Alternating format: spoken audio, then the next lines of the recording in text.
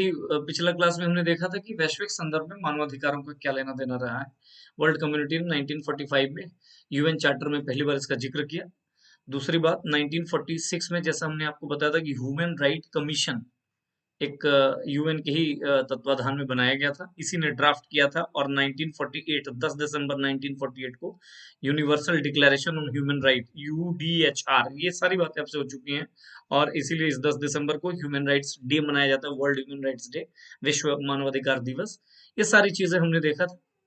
इसी के साथ साथ आपको ह्यूमन राइट का डेफिनेशन यानी परिभाषा बताया गया था कि इसकी परिभाषा क्या है, याद होगा अगर आपको तो। ये सर मतलब कंसेप्ट इसका। इसी दौरान मुझे याद आ गया, हमने एक गलत तथ्य आपको बता दिया था, बस उसका ध्यान रखिएगा। गलत तथ्य ये बता दिया था कि जो हमने आपको बताया कि जो प्राकृतिक अधिकार का जो सिद्धांत है, प्राकृतिक अधिकार, इसको लेकर के जो विद्वान का नाम हमने आपको बताया था, मैं कंफ्यूज था वहां भी, वो रूसो बताया था। रूसो नहीं होकर के, रूसो को थोड़ा सुधार लीजिएगा अगर आपने नोट किया है तो, ये जॉन लॉक है।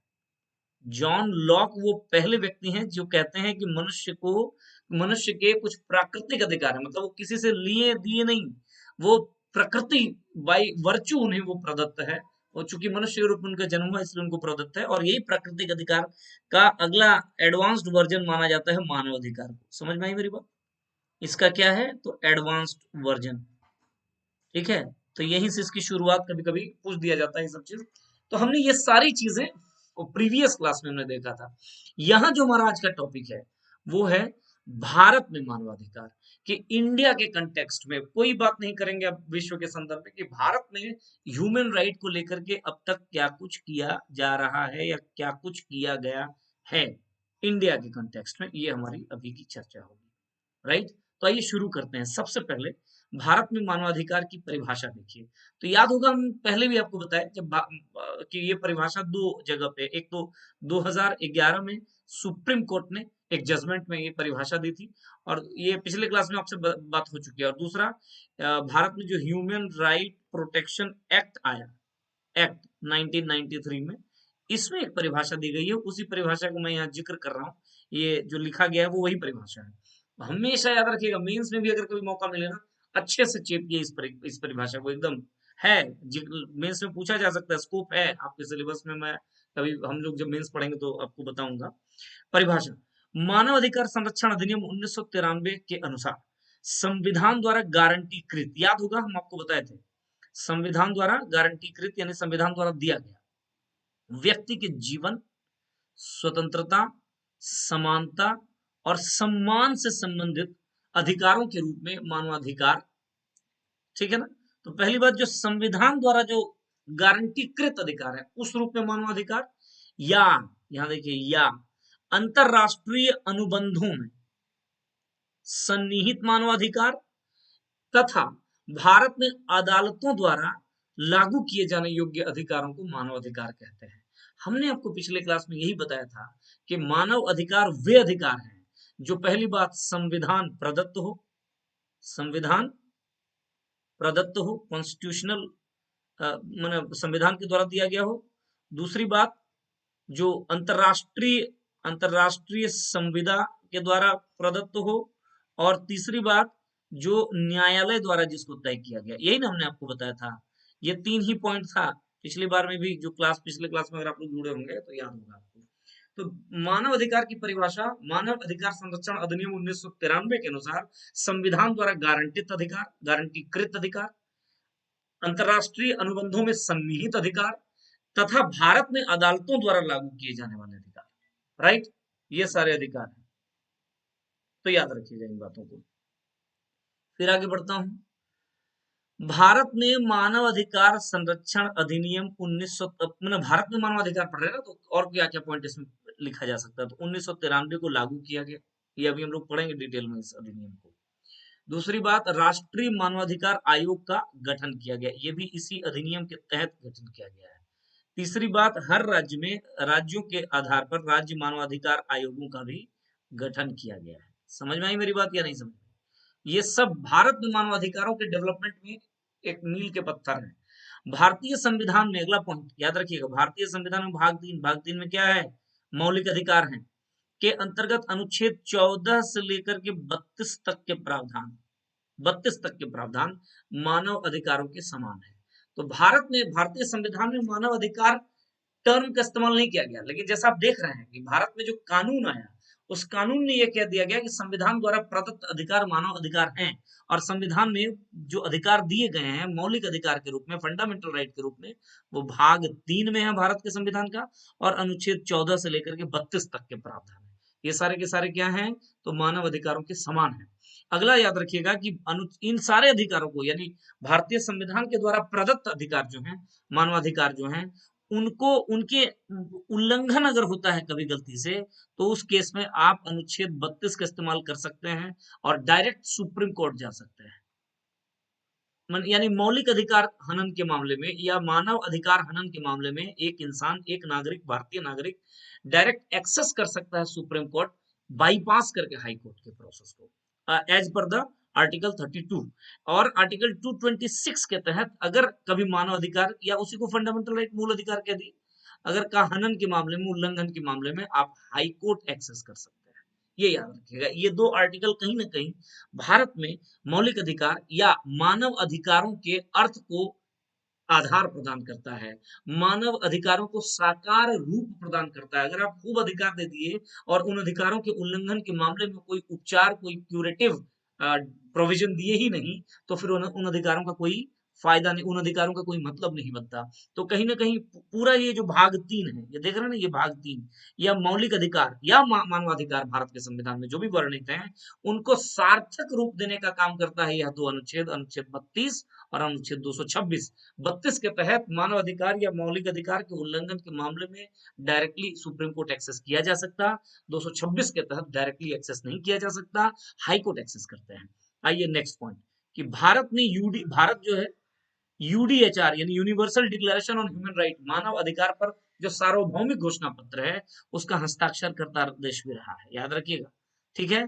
और ICESCR, पिछले क्लास में हमने आपको बताया था, international covenant on economic, social and cultural rights, ठीक है, यानी आर्थिक, सामाजिक और सांस्कृतिक अधिकारों पर अंतर्राष्ट्रीय संविदा, और international covenant on civil and political rights, यानी नागरिक एवं राजनीतिक अधिकारों पर अंतर्राष्ट्रीय संविदा। 2 अंतर्राष्ट्रीय संविधाओं पर जिक्र किया था हमने, जो 1966 में आया था, 76 से लागू हुआ था पिछले क्लास में। तो ये वही है, इसको हिंदी में क्या बोलेंगे? तो आर्थिक, हाँ, आर्थिक, सामाजिक, सांस्कृतिक अधिकारों पर अंतर्राष्ट्रीय संविदा, जो 1966 में आया। और ये क्या है? तो नागरिक एवं राजनीतिक अधिकारों पर अंतर्राष्ट्रीय संविदा। ये चीजें आपके साथ चर्चा हुई थी। ये भी भारत इन दोनों ही संविधाओं का पुष्टिकर्ता राष्ट्र, मतलब इन दोनों संविधाओं का हिस्सा रहा है। भारत ने खुद अंतर्राष्ट्रीय स्तर पर, अंतर्राष्ट्रीय मंचों में ऐसे संविधा, ऐसे समझौतों का वकालत किया है बहुत जोर शोर से, ठीक है ना। तो ये बातें याद रखना है। अब देखिए, यहाँ तक फिर से एक बार मैं आपको एक बार रिवाइज करवा दूं। हम पढ़ रहे हैं भारत में मानव अधिकार, ह्यूमन राइट्स इन इंडिया। हमने ये बताया कि इसकी परिभाषा ये है, परिभाषा पर चर्चा हो गई आपसे। दूसरी बात हमने आपको बताया कि भारत में मानवाधिकार संरक्षण अधिनियम 1993 को लागू किया गया है। अगला पॉइंट है राष्ट्रीय मानवाधिकार आयोग का गठन किया गया है। अगला है राज्य मानवाधिकार आयोगों का, ये क्या है? ये संस्थाएं हैं। ये दोनों क्या हैं? ये दोनों संस्थाएं हैं। 2 संस्थाओं, मतलब राज्य के स्तर पर राज्य मानवाधिकार आयोग और एक है नेशनल लेवल पे, राइट। और यहाँ देखिए, मानव अधिकार संरक्षण अधिनियम 1993 पर चर्चा की गई है। ये एक विधि है, ये एक लॉ है ना, ये एक कानून है, इसको बनाया गया। तो एक कानून बनाया गया और उसी कानून के अंतर्गत 2 संस्थाओं को जन्म दिया गया है। अगली बात हमने ये बताया कि भारत के संविधान में मानव अधिकारों के समान मौलिक अधिकारों की चर्चा की गई है, जो भाग 3 में है, फंडामेंटल राइट, है ना। थोड़ा सा मैं इसका और जिक्र कर दे रहा हूँ। फिर यूडीएचआर जो है, मानव अधिकार पर जो सार्वभौमिक घोषणा पत्र जो आया 1948 में, जिसमें 30 अनुच्छेद हैं। पिछले क्लास में सारी चर्चा हो चुकी है। उसका भारत हस्ताक्षर करता देश रहा और 1966 में ये दो जो अंतर्राष्ट्रीय संविधाएं आई, उन संविधाओं का भारत पुष्टिकर्ता राष्ट्र रहा है। कुल मिलाकर के भारत ने, इंडिया ने अपने देश के अंदर में मानव अधिकारों को बहुत ही महत्व दिया और इनके प्रोटेक्शन के लिए, इनके संरक्षण के लिए, इनको लागू करने के लिए कई सारे सराहनीय प्रयास भी किए हैं। ठीक है, तो ये बातें रहा। अच्छा, कुछ बातें और बता दूं आपको, अगर जगह है तो कई, हाँ यहाँ पे जैसे जगह है, देखिए हमने अभी क्या बताया, थोड़ा सा भारत का जो संविधान है उसका भाग 3 पे आप नजर अगर डालेंगे, का भाग 3 में अनुच्छेद कहाँ से कहाँ तक है, 12 से 35 तक है, अगर आपको याद होगा तो 12 और 13 याद होगा, हमने आपको बताया था कि भारतीय संविधान का जो आर्टिकल 12 है, 12 ये राज्य को परिभाषित करता है कि व्हाट इज स्टेट, आखिर राज्य क्या है, स्टेट क्या है। यहाँ वो राज्य नहीं है झारखंड बिहार, भारत एक राज्य है। एक राज्य मतलब एक स्टेट के अंदर में कौन कौन आता है, ठीक है।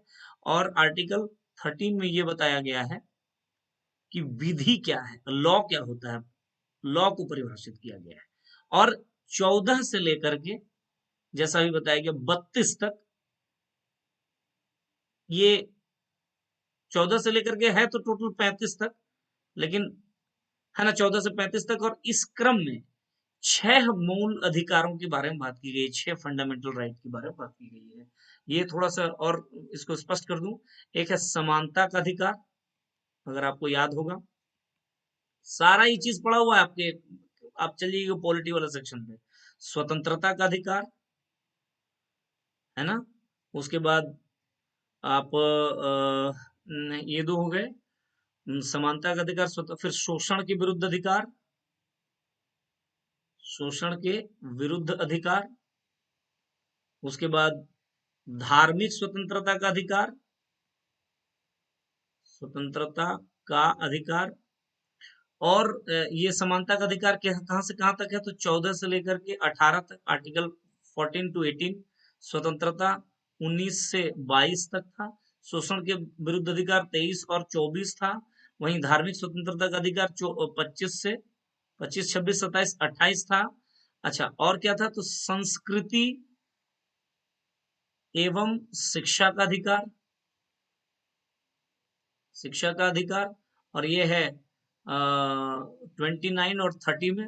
और इसके अलावा एक अधिकार है जिसको संवैधानिक उपचारों का अधिकार कहते हैं। ये 6 अधिकार आपको भारत का संविधान में दिया गया है और ये 32 से लेकर के 35 में है। अनुच्छेद 31 आपको याद होगा, हमने बताया था, डिलीट कर दिया गया, इस भाग से हटा दिया गया है। कुल मिलाकर के यही जो 6 फंडामेंटल राइट हैं, इन्हीं को भारत में किसका दर्जा दिया गया है, तो ह्यूमन राइट का दर्जा गया है, मौलिक अधिकार का दर्जा दिया गया। आपने देखा परिभाषा में इसका, ह्यूमन राइट प्रोटेक्शन एक्ट, मानव अधिकार संरक्षण अधिनियम की जो अनुच्छेद धारा 2D में, 2D में यह परिभाषित किया गया है कि संविधान के द्वारा दिए गए अधिकार भी मानव अधिकार होंगे, हमने आपको बताया है। तो कुल मिलाकर के भारत में मानवाधिकारों पर ये जो पॉइंट्स हैं, क्वेश्चन आएंगे, कैसे क्वेश्चन आएंगे, मैं थोड़ा सा आपसे क्वेश्चन कैसे आएगा इस पर भी चर्चा कर दे रहा हूँ। जैसे सबसे पहले तो बोलेगा कि मानवाधिकार की परिभाषा, मानव अधिकार संरक्षण अधिनियम 1993 में कहाँ दिया गया, कहाँ दिया गया है, तो हमने आपको बताया था धारा 2D। अभी हम इस पर आएंगे, इस अधिनियम पे, इसलिए मैं इसको नहीं बताया, ये प्रश्न बन सकता है। दूसरी बात, इस अधिनियम के अनुसार मानव अधिकार क्या है। मान लीजिए एक क्वेश्चन मैं आपको देता हूँ, मैं खुद देता हूँ एक क्वेश्चन, ठीक है, चलिए एक प्रश्न मैं आपको देता हूँ, यहाँ पे लिख देता हूँ, यहाँ पे लिख दूँ, यहाँ लिख देता हूँ, चलिए सपोज यहाँ पे एक प्रश्न देता हूँ, गौर करिएगा कि मानव अधिकार संरक्षण अधिनियम 1993 के अनुसार के तहत तहत ह्यूमन राइट यानी मानव अधिकार है। ऑप्शन ए संविधान प्रदत्त अधिकार, अधिकार। ऑप्शन बी अंतरराष्ट्रीय संविदाओं में निहित अधिकार, ऑप्शन सी। देखिए क्वेश्चन कैसे बनेगा, ऑप्शन सी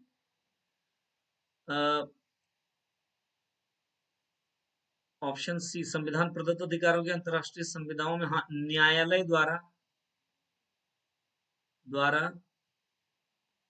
प्रवर्तनीय अधिकार यानी लागू किए गए अधिकार, प्रवर्तनीय, थोड़ा सा देख लीजिएगा, अधिकार, और ऑप्शन डी इनमें से सभी। क्या आंसर होगा? अगर ये प्रश्न रहा कि मानव अधिकार संरक्षण अधिनियम 1993 के तहत मानव अधिकार हैं, क्या आंसर होगा बताइए तो जरा, क्या आंसर होगा जी?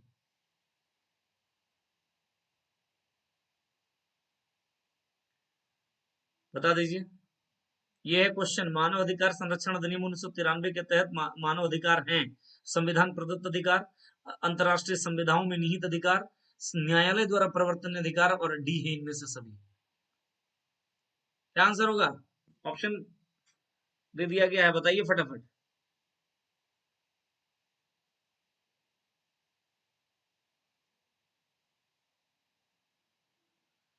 कशिश यादव बता रहे हैं डी, और कोई? डेफिनेटली क्या आंसर होगा? डी होगा, बिल्कुल ठीक ना। तो इस प्रकार से सवाल आपको पूछे जा सकते हैं, तो थोड़ा सा आपको अलर्ट रहना है ना। चलिए आगे बढ़ता हूं, नेक्स्ट पेज पे आता हूं। चलिए, अब यहाँ जो टॉपिक है वो मानव अधिकार संरक्षण अधिनियम 1993, इस एक्ट के बारे में पढ़ना है, जिस एक्ट को लेकर के हमने उसका पीडीएफ आपको कल भेजा था। आइए, human right protection act 1993, first point मैं हाईलाइट कर देता हूं। गजट का प्रकाशन कब हुआ, मतलब गजट जो सरकारी जो गजट है उस पर इस कोई भी कानून को जो प्रकाशित किया जाता है कब हुआ है? 8 जनवरी 1994। जनरली ये सवाल नहीं पूछता है, किंतु क्रियान्वयन यानी लागू कब से है, क्रियान्वयन का मतलब यह कब लागू हुआ, ये बड़ा सवाल पूछा गया है। 28 सितंबर 1993 को यह लागू हुआ है। तो पहला ही क्वेश्चन बहुत खूबसूरत, एकदम इंपॉर्टेंट है, ये इंपॉर्टेंट है कि human rights protection act HRPA 1993 लागू कब हुआ? तो 28 सितंबर 1993 को लागू हुआ, याद रखिएगा, एकदम रट लेना है इसको। उद्देश्य क्या है, जरा सा उद्देश्य समझिए इस अधिनियम का, कि मानव अधिकारों के अधिक अच्छे संरक्षण के लिए, अधिक अच्छा संरक्षण हो मानव अधिकारों का, इसके लिए राष्ट्रीय मानव अधिकार आयोग, नेशनल ह्यूमन राइट कमीशन, राज्यों में मानवाधिकार आयोगों और मानव अधिकार न्यायालयों का गठन करने तथा उससे संसक्त या उसके अनुषंगिक विषयों का उपबंध करने के लिए अधिनियम, यह अधिनियम मानव अधिकारों को और अधिक अच्छे से संरक्षित करने के लिए लाया गया। और इसके लिए राष्ट्रीय मानवाधिकार आयोग, राज्यों में राज्य मानवाधिकार आयोग, मानव अधिकार न्यायालय आदि का गठन करने, और इससे जुड़े, अब जैसे मान लीजिए बोल देगा कि मानव अधिकार आयोग का शक्ति क्या है, काम क्या है, तो इससे जुड़े संसक्त अनुषंगिक विषयों का उपबंध करने के लिए यह अधिनियम लाया गया। ठीक है, आगे बढ़ते हैं। इस अधिनियम में अगर आप जाओगे तो आपको टोटल 8 अलग अलग अध्याय मिलेगा, 8 चैप्टर मिलेगा। जरा सा इस अधिनियम पर मैं आता हूं। ये देखिए, ये है अधिनियम, ठीक है, यह है अधिनियम, यह है गजट में छपने का डेट, और ये है, देखिएगा, ये जो 28 सितंबर 1993 लिखा हुआ है ना, यह है इसके लागू होने का डेट, याद रखिएगा। तो ये है अध्याय 1, ठीक है। उस प्रकार से टोटल कितने अध्याय हैं, आइए जरा देख लीजिए। हमने अभी आपको बताया अध्याय 8, देखिए, तो अध्याय 8 है, 8 अध्याय, और टोटल धाराएं कितनी है? तो लास्ट धारा है 43। तो ये पॉइंट याद रखना है। क्या याद रखना है? इसमें टोटल इस अधिनियम में 8 अलग अलग चैप्टर्स हैं, 8 अलग अलग अध्याय हैं। प्रश्न डायरेक्ट ये पूछेगा कि मानव अधिकार संरक्षण अधिनियम 1993 में कितने अध्याय हैं, ऐसे ही प्रश्न पूछेंगे, आपको आंसर करना है। तो पहला अध्याय जिसको प्रारंभिक कहा गया, उसमें 2 धाराएं हैं, धारा 1 और धारा 2। धारा 1 में इसका नाम क्या होगा, विस्तार, भारत में कहाँ कहाँ लागू होगा और ये कैसे शुरू होगा, कब से शुरू होगा, इसके बारे में जिक्र किया गया। और धारा 2 में याद रखिएगा परिभाषाएं हैं, और इसी में हमने अभी थोड़ी देर पहले आपसे कहा कि 2 का जो डी है उसी में ह्यूमन राइट क्या है इसको परिभाषित किया गया है। ठीक है, थोड़ा सा मैं आपसे उस अधिनियम में आ जाता हूं। यहाँ देखिए, थोड़ा सा मैं आपको दिखा दूं। देखिए देखिए, तो संक्षिप्त नाम, विस्तार और प्रारंभ है पहले में। विस्तार संपूर्ण भारत पर है, ये सब लिखा हुआ है। यह इन अमुक डेट्स, अब परिभाषाओं में ये जरा सा, ये है परिभाषा, देख रहे हैं ना। तो देखिए यहाँ देखिए 2 का 1 का डी जो देख रहे हैं ना, मानव अधिकार, ये मानव अधिकार की परिभाषा, प्राण, स्वतंत्रता, समानता और व्यक्ति की गरिमा से संबंधित ऐसे अधिकार अभिप्रेरित जो संविधान द्वारा प्रत्याभूत हों, अंतरराष्ट्रीय संविधानों में सन्निविष्ट हों और भारत में न्यायालयों द्वारा प्रवर्तनीय हो। यही तो अभी हमने बताया। 2D याद रखना है, और अच्छा होगा 2(1)D, और बेहतर एग्जैक्ट अगर इसका पूछा जाए तो। ठीक है, इसके अलावा सबसे पहले देखिए सशस्त्र बल क्या है, उसको परिभाषित किया गया। अध्यक्ष परिभाषित किया गया, आयोग, है ना। तो मानव अधिकार की परिभाषा 2D ही होगा, 2D। ठीक है, लिख लेना है। तो इस प्रकार ये हुआ। आगे बढ़ जाइए जरा सा, ये पहला अध्याय था। अध्याय 2 में देखिए बात की गई है राष्ट्रीय मानवाधिकार आयोग के बारे में, नेशनल ह्यूमन राइट कमीशन के बारे में, और इसमें अनुच्छेद 3 से लेकर के 11 तक का जिक्र किया गया है। राष्ट्रीय मानवाधिकार आयोग के बारे में प्रावधान अनुच्छेद 3 में किया गया है, या धारा 3 में किया गया है। अभी मैं ये सब लिखा हुआ है आपके पूरे नोट्स में, घबराना नहीं। अध्याय 3 में है इस आयोग का, ये जो आयोग हुआ राष्ट्रीय मानवाधिकार आयोग, इसके कृत्य और शक्तियां, मतलब इसके पावर एंड फंक्शंस, और इसमें, ठीक है, प्रक्रिया, फिर प्रोसेस, कैसे जांच करेगा, कैसे अपनी सिफारिशें देगा, वगैरह वगैरह। अध्याय 5 में है राज्य मानवाधिकार आयोग, स्टेट ह्यूमन राइट कमीशन, और अध्याय 6 में है मानव अधिकार न्यायालय, है ना, मानवाधिकार न्यायालय। और अध्याय 7 में है वित्त, लेखा और संपरीक्षा, ऑडिट वगैरह होगा इन सबका। और अध्याय 8 में है प्रकरण यानी मिसलेनियस। टोटल 43 गो धाराएं हैं इसमें। देखिए लिखा हुआ है 43 धाराएं, लिखा हुआ है ना। ह्यूमन राइट की परिभाषा कहाँ दिया गया है, धारा 2D में दिया गया है। ठीक है, NHRC के बारे में जिक्र किया गया धारा 3 में, नेशनल ह्यूमन राइट कमीशन धारा 3 अध्याय 2, स्टेट ह्यूमन राइट कमीशन धारा 21 अध्याय 5 अभी हमने देखा, और high court human right courts, मानव अधिकार न्यायालय धारा 30 अध्याय 6, और एक होता है स्पेशल पब्लिक प्रोसिक्यूटर, विशेष लोक अभियोजक, है ना, वो धारा 31 में इसके बारे में जिक्र किया गया है। यहाँ पे 30 और 31 में कोर्ट का और लोक अभियोजक का जिक्र किया गया है, याद रखना है। करेक्ट, आई बात समझ में। ये एकदम क्वेश्चन आना ही है, ऐसा एक सेगमेंट और ऐसा आपको दे दिया हमने, आप रिवीजन करके बढ़िया से इसको लिख लीजिए, यहीं से क्वेश्चन आएंगे और आपका गलती नहीं होना चाहिए, बस इतना ही ध्यान रखना है। समझ में आई मेरी बात ना। तो 8 अध्यायों का नाम यहाँ पर हम दे रहे हैं। प्रश्न देखिए, अध्याय से डायरेक्ट पूछेगा। पहला प्रश्न, मानव अधिकार संरक्षण अधिनियम में कितने अध्याय हैं? 7, 6, 5, 8, तो 8। दूसरा बात कर देगा यहाँ पे कि इस अधिनियम में परिभाषाओं को कौन सी धारा में दिया गया है, तो धारा 2, या और स्पेसिफिक हो जाएगा कि मानव अधिकार को परिभाषित कौन सी धारा में किया गया है, 2D। ये प्रश्न पूछा हुआ है जेपीएससी। राष्ट्रीय मानवाधिकार आयोग कौन सी धारा में है, तो धारा 3 है, और अध्याय 2 है। वहीं देखिए राज्य मानवाधिकार आयोग धारा 21 है। एकदम रट लेना इन सब चीजों को, हमने क्या बताया, फिर से एक बार रिवीजन करवा रहा हूं। NHRC यानी राष्ट्रीय मानवाधिकार आयोग, अध्याय अगर बात करूं एक तरफ, और एक तरफ धारा की बात करूं, देखिए क्या होगा। तो अध्याय 2 है और धारा 3 है, सेक्शन 3 में है। स्टेट ह्यूमन राइट कमीशन अध्याय 5 है और धारा 21 है। पूछा जा सकता है। ह्यूमन राइट कोड अध्याय 6 है और धारा 30 है शायद, देखिए ना अभी, हाँ ये 30, मानवाधिकार न्यायालय। वहीं एक और चीज, स्पेशल पब्लिक प्रोसिक्यूटर, विशेष लोक अभियोजक, एक वकील होता है एक तरीके से, बस इतना समझिए। उसके बारे में जिक्र किया गया अध्याय 6 में ही और अनुच्छेद 31 में ही। तो ये प्रश्न जो है खूबसूरत, देखिए वही सब यहाँ पे बताया गया, आराम से पूछ देगा, आप गड़बड़ा जाएंगे, इसलिए अच्छे से याद करना है। फिर आगे चलिए, बढ़ाता हूँ। यहाँ तक कोई समस्या नहीं ना है, चीजें समझ में आ रही है ना, रटना है ज्यादातर चीजें, कोई दिक्कत नहीं हो रहा है। हेलो,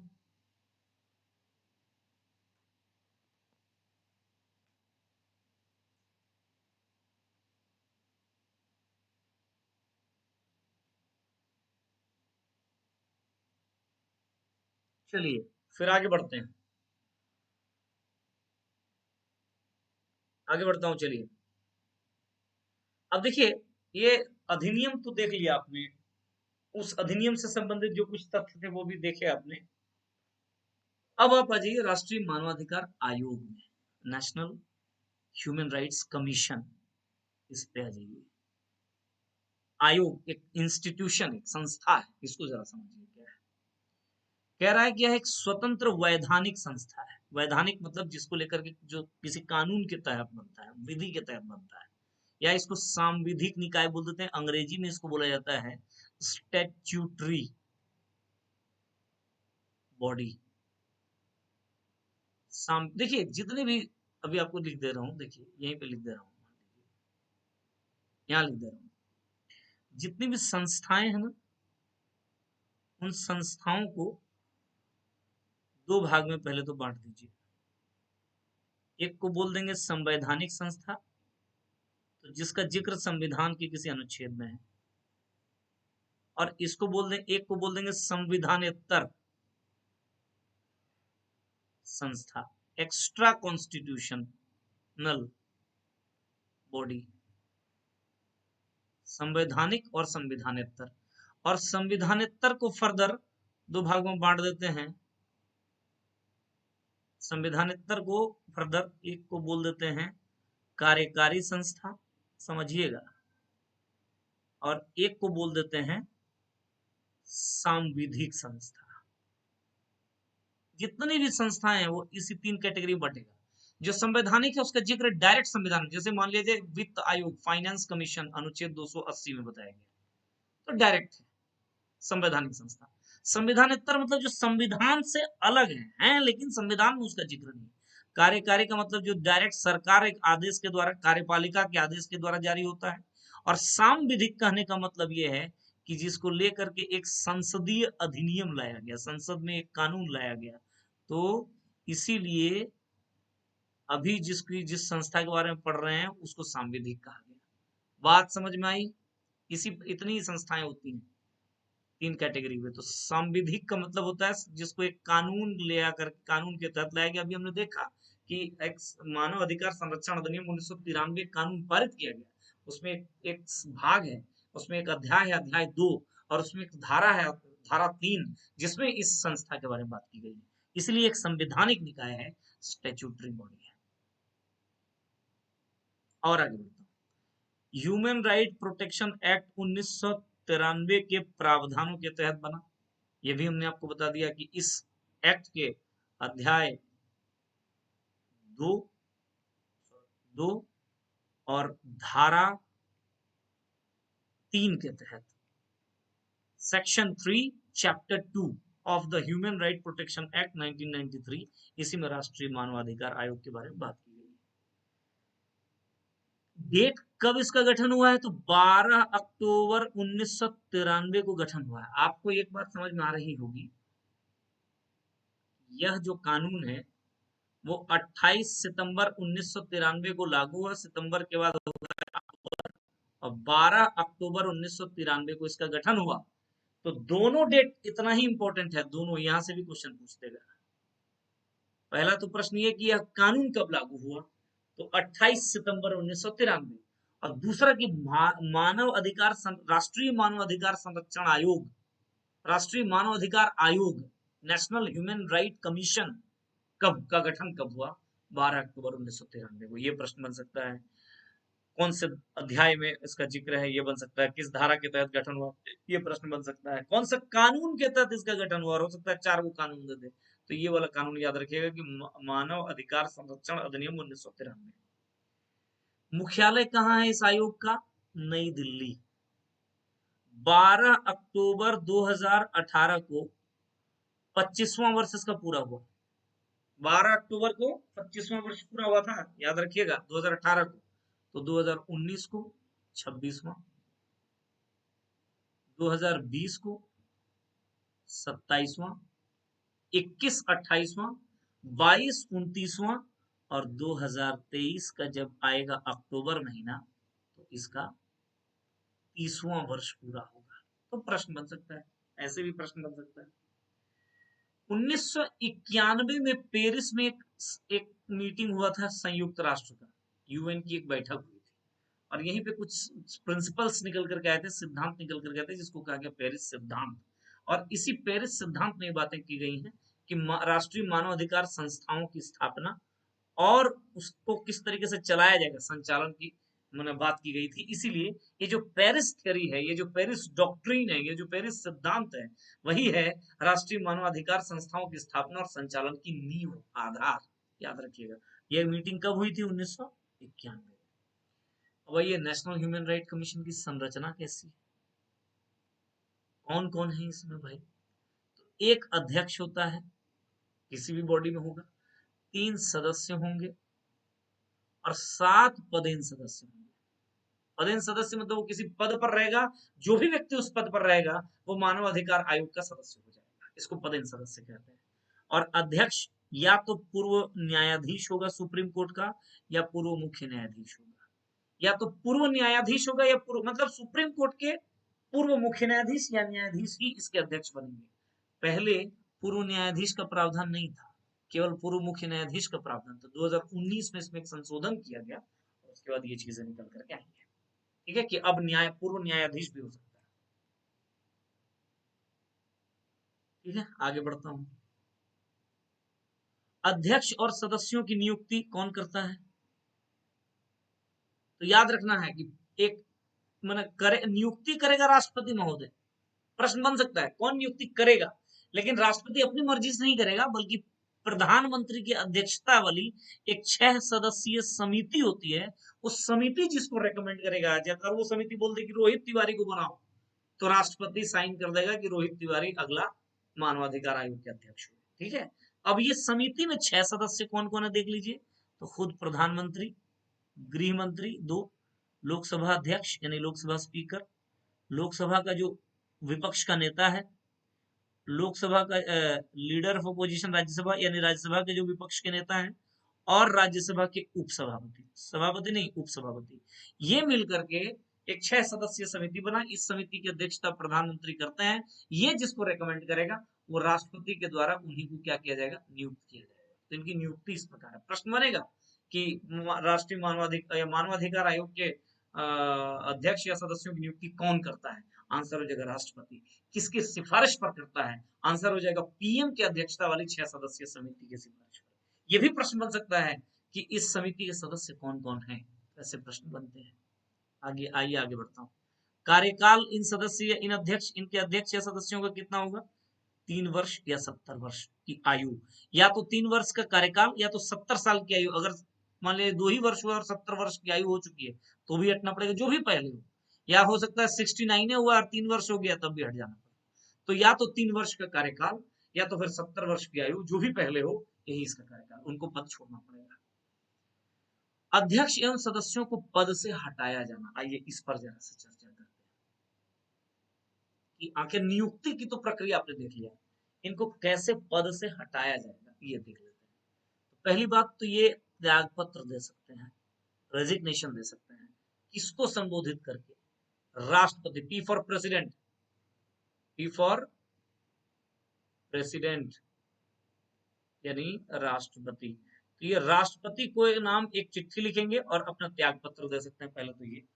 दूसरी बात याद रखिएगा, वेरी इंपॉर्टेंट टर्म, साबित कदाचार या असमर्थता। अगर कोई कदाचार, कोई मिसबिहेवियर, कोई करप्शन, कोई कदाचार का मतलब गलत बात, अगर साबित हो जाए साबित हो जाए या असमर्थता है, वो काम करने के लायक नहीं है, तो इन दो बातों के आधार पर मामला जाएगा सुप्रीम कोर्ट, और सुप्रीम कोर्ट जब रेकमेंड करेगा कि हाँ हटा दीजिए, तभी हटाएगा इसके द्वारा, राष्ट्रपति। तो यहाँ पे ध्यान रखने वाली बात क्या है, चाहे नियुक्त करना हो चाहे हटाना हो, दोनों राष्ट्रपति कर रहे हैं, किंतु दोनों में से कोई भी काम राष्ट्रपति अपनी मर्जी से नहीं कर रहे हैं। नियुक्त करते वक्त प्रधानमंत्री की अध्यक्षता वाले 6 सदस्यीय समिति, और जब हटा रहे हैं सुप्रीम कोर्ट के अनुशंसा। ठीक है, समझ में आई मेरी बात? तो आधार होगा साबित कदाचार या असमर्थता, और सुप्रीम कोर्ट के अनुशंसा से ही इसको हटाया जा सकता है। कौन हटाएगा? तो राष्ट्रपति हटाएगा। याद रखना। नेक्स्ट पॉइंट, एनएचआरसी के कार्य, राष्ट्रीय ह्यूमन राइट कमीशन के कार्य क्या है? कार्य जरा देख लीजिए। संविधान के उन प्रावधानों को लागू करना जहां मानवाधिकारों का उल्लेख है। पहला पॉइंट कि भारत के संविधान के वैसे प्रोविजन जहां ह्यूमन राइट, मानवाधिकार का मतलब फंडामेंटल राइट, एक ही तो बात है, यानी भाग 3, तो एक तरीके से भाग 3 का के प्रावधानों को लागू करवाना, पहला काम। दूसरा काम ये है, मतलब ये आयोग क्या काम करेगा, अच्छे से देखिए, कि मानव अधिकार हनन के मामले में, जब मानव अधिकार हनन होगा उस मामले की जांच करना, किसी का अगर ह्यूमन राइट का वायलेशन हुआ है उसकी जांच करना। तीसरी बात कि अगर आप या मैं या कोई भी व्यक्ति ह्यूमन राइट एनएचआरसी को कोई शिकायत देता है तो उन शिकायतों का निस्तारण भी इनका एक इम्पोर्टेंट काम है। चौथी बात कि मानव अधिकार के संदर्भ में जागरूकता, अवेयरनेस, लोगों को बताया जाए कि मानव अधिकार हैं क्या, एवं अनुसंधान को बढ़ावा देना, रिसर्च को बढ़ावा देना। नंबर 5, ह्यूमन राइट्स से संबंधित जो इंटरनेशनल कोवेनेंट्स, अंतरराष्ट्रीय जो संधियां हैं, उन संधियों को लागू करवाना। नंबर 6, कोई अगर इंपॉर्टेंट कार्रवाई किसी के खिलाफ करना, मान लीजिए, तो फिर उस कार्रवाई की अनुशंसा करेगा, खुद नहीं कर लेगा कार्रवाई, वो केवल रेकमेंड कर सकता है। याद रखिएगा, यह जो बॉडी है, ऊपर में मैं लिख दे रहा हूँ यहीं पे, ये जो मानवाधिकार संरक्षण आयोग है, ये एक सलाहकारी संस्था है। क्या है? सलाहकारी संस्था है। ठीक है, सलाहकारी संस्था है। अच्छा, अगली बात आपको बता दूं, आप सब को एक बात और बताना है यहीं पे, कि अगर लगभग मुझे लग रहा है, हाँ, सेकेंड पेपर वाला जो है कोर्स ऑलरेडी लॉन्च कर दिया गया है, आपको आजकल में ही ले लेना है। ठीक ना? कुछ लोगों ने ले भी लिया है इनमें से, जैसे मनीषा जी ने है, और भी कई कई लोग हैं, तो ले लीजिए, क्योंकि तुरंत अब अगले दिन से ही, शायद कल से ही हम इसकी क्लास को शुरू करेंगे। ठीक ना? तो पहले ही बोल दे रहा हूँ आपको, ध्यान रखना है इसमें जरा सा। चलिए। ये हो गया। और फंक्शन क्या है? निःशुल्क न्याय, माने जो न्याय करेगा उसमें कोई पैसा नहीं लगेगा। और स्वतः संज्ञान की शक्ति, सुओ मोटो, सुओ मोटो मतलब समझे, मान लिया जाए आप मानवाधिकार आयोग के अध्यक्ष बन गए, आप गाड़ी से कहीं से निकल रहे हैं और किसी को देख लिया कि हाँ इनका, इसके अधिकार का हनन हो रहा है, तो कोई केस करेगा, कोई शिकायत करेगा, इसकी जरूरत नहीं, आप स्वयं उस पर संज्ञान ले सकते हैं। इसको कहते हैं स्वतः संज्ञान की शक्ति, तो सुओ मोटो पावर है इनके पास। 8वां पॉइंट वेरी इंपॉर्टेंट, सिविल न्यायालय की शक्ति है। सिविल न्यायालय क्या होता है जी? देखिए, न्यायालय दो प्रकार का होता है, एक क्रिमिनल कोर्ट, एक सिविल न्यायालय। सिविल न्यायालय की शक्ति में ये आता है कि किसी को भी नोटिस जारी कर सकता है कि मेरे सामने उपस्थित होइए, यानी समन कर सकता है किसी को। दूसरी बात कि यह किसी भी कागज, किसी भी फाइल को मंगवा सकता है। ये सारी ताकतें हो जाती है सिविल न्यायालय की। उसके अलावा और क्या कर सकता है? तो जेल का निरीक्षण करेगा कि कहीं ऐसा तो नहीं कि जेल के कैदियों का मानवाधिकार का हनन हो रहा है, या कारखानों का निरीक्षण करेगा कि किसी मजदूर के अधिकार का हनन हो रहा है, या वहां पे छोटे बच्चों को काम में लगाया गया है तो ये उसके मानवाधिकार का हनन है। ठीक है ना? इन सब चीजों का निरीक्षण कर सकता है। 10वां पॉइंट, यह सुप्रीम कोर्ट को, कभी कभी सुप्रीम कोर्ट को मानव अधिकार से संबंधित विचाराधीन मामलों पे, जो ऐसा मामला जो सुप्रीम कोर्ट में विचाराधीन है, चल रहा है केस, और लेकिन वो मानवाधिकार से संबंधित मामला है, तो ऐसे सिचुएशन पे सुप्रीम कोर्ट जब इस आयोग से कुछ सुझाव मांगेगा, सलाह मांगेगा, रिपोर्ट मांगेगा, अपनी राय मांगेगा, तो यह आयोग सुप्रीम कोर्ट को भी ऐसे सिचुएशन में हेल्प करता है, सहायता देता है। याद रखना। अगला कि इस, ये जो एक्ट 1993 में पारित हुआ। ये 2 बार संशोधन इसमें हुए हैं, याद रख लेना है, 2006 में, 2019 में। इंपॉर्टेंटली याद रखना है चीजों। देखिए, राष्ट्रीय मानवाधिकार आयोग की संरचना पर अगर आप बात करें, स्ट्रक्चर पर अगर आप बात करें, तो एक है, अभी हमने बात की, अध्यक्ष होंगे। अध्यक्ष कौन होगा? उच्चतम न्यायालय, सुप्रीम कोर्ट का, हाई कोर्ट नहीं, सुप्रीम कोर्ट का। सेवानिवृत्त मुख्य न्यायाधीश यानी चीफ जस्टिस ऑफ इंडिया, वो भी एक्स, या तो फिर उच्चतम न्यायालय का सेवानिवृत्त न्यायाधीश। पहले केवल सीजीआई ही हुआ करता था। 2019 में जो संशोधन हुआ उसमें कहा गया नहीं, कोई पूर्व न्यायाधीश भी हो सकता है। 3 सदस्य हैं इसके बाद, जिसमें एक सुप्रीम कोर्ट के कार्यरत या सेवानिवृत्त न्यायाधीश होंगे, हाई कोर्ट के कार्यरत या सेवानिवृत्त एक मुख्य न्यायाधीश होंगे, और इसके अलावा मानव अधिकार से संबंधित अनुभव रखने वाला एक विशेष व्यक्ति जानकारी रखने वाला होगा। एक सुप्रीम कोर्ट से, एक हाई कोर्ट से, और एक ऐसा व्यक्ति जो विशेषज्ञ हो इस विषय का। इसके अलावा हमने आपको बताया था पदेन सदस्य। पदेन सदस्य पहले देखिए 4 ही पदेन सदस्य हुआ करता था पहले, किंतु अब इन सबको जोड़ दिया गया है ना। 2019 में जो संशोधन किए गए, क्या क्या, तो राष्ट्रीय अल्पसंख्यक आयोग का जो अध्यक्ष होगा वो राष्ट्रीय मानवाधिकार आयोग का पदेन सदस्य होगा। नेशनल, अच्छा, राष्ट्रीय अनुसूचित जाति आयोग का अध्यक्ष भी इसका पदेन सदस्य होगा। अनुसूचित जनजाति आयोग का अध्यक्ष भी इसका पदेन सदस्य होगा। राष्ट्रीय महिला आयोग का अध्यक्ष इसका पदेन सदस्य होगा। पिछड़ा वर्ग आयोग का अध्यक्ष इसका पदेन सदस्य होगा। विकलांग व्यक्तियों के लिए जो एक आयुक्त होता है, चीफ कमिश्नर, वो भी इसका पदेन सदस्य होगा। और राष्ट्रीय बाल अधिकार सुरक्षा आयोग के जो मुख्य आयुक्त हैं, ये भी इसका। ये तीनों को बाद में जोड़ा गया 2019 में, पहले नहीं था। तो ये कुल मिलाकर के राष्ट्रीय मानवाधिकार आयोग हुआ। राज्य मानवाधिकार आयोग की भी कहानी कुछ इसी प्रकार है, थोड़ा बहुत कुछ अंतर होगा, देख लीजिएगा। कुल मिलाकर के ये सारी बातें हुई भारत में मानवाधिकार। और मैं ये बात आपको कह दे रहा हूं, देख लीजिएगा, ऐसा नहीं कि आप छोड़ दिए और बाद में समस्या हो गई।